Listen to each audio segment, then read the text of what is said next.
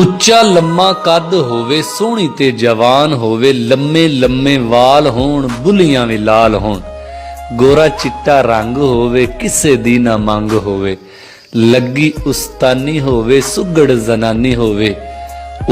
ਉੱਚਾ ਖਾਨਦਾਨ, ਚੰਗਾ ਹੋਵੇ ਪਾਣ ਲਾਣ,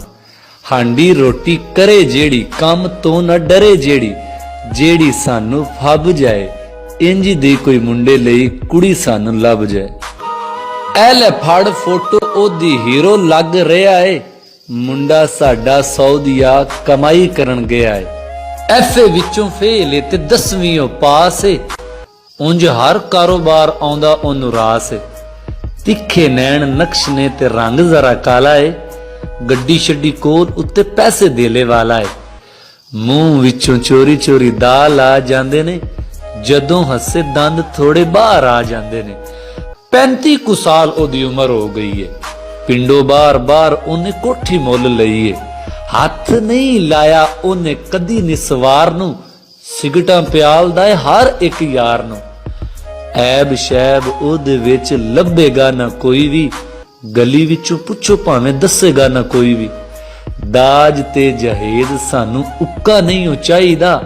ਮਾਪਿਆਂ ਦੇ ਉੱਤੇ ਇੰਜ ਬੈਣ ਵੀ ਨਹੀਂ ਲਾਈਦਾ, ਵੇਖ ਲਵੀਂ ਭਲਾ ਕਿੰਨੀ ਉਹਨਾਂ ਦੀ ਜ਼ਮੀਨ ਏ, ਉਂਝ ਮੁੰਡਾ ਸਾਡਾ ਨਵੀਂ ਗੱਡੀ ਦਾ ਸ਼ੌਕੀਨ ਏ,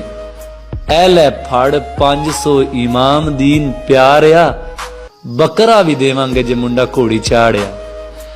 ਗੱਲਾਂ ਸੁਣ ਉੱਠ ਕੇ ਖਲੋ ਗਿਆ ਇਮਾਮ ਦੀਨ, ਬਾਹਰ ਜਾ ਕੇ ਕੰਧ ਓਲੇ ਹੋ ਗਿਆ ਇਮਾਮ ਦੀਨ, ਪਹਿਲੇ ਉਹਨੇ 500 ਦੇ ਨੋਟ ਨੂੰ ਸੀ ਫਾੜਿਆ, ਫਿਰ ਫੋਟੋ ਮੁੰਡੇ ਦੀ ਨੂੰ ਪੈਰਾਂ 'ਚ ਲਤਾੜਿਆ, ਹੌਲੀ ਹੌਲੀ ਬੋਲਦਾ ਉਹ ਟੁਰ ਪਿਆ ਅੱਗੇ ਨੂੰ, ਕੁੜੀ ਕਿਹੜਾ ਦੇਵੇਗਾ ਜੀ ਇਹੋ ਜਿਹਾ ਠੱਗੇ ਨੂੰ, ਤੌਬਾ ਤੌਬਾ ਲਾਲਚਾਂ ਦੀ ਹੱਦ ਹੋ ਗਈ ਏ, ਗਿਣਤੀ ਕਮੀਨਿਆਂ ਦੀ ਵੱਧ ਹੋ ਗਈ ਏ, ਨੂੰਹਾਂ ਲਈ ਰੱਖਦੇ ਇਹ ਕਿੰਜ ਦੇ ਵਿਚਾਰੇ, ਸ਼ਾਦੀ ਨਹੀਂ ਓ ਰੱਬਾ ਇਹ ਤੇ ਨੀਰਾ ਕਾਰੋਬਾਰ ਏ।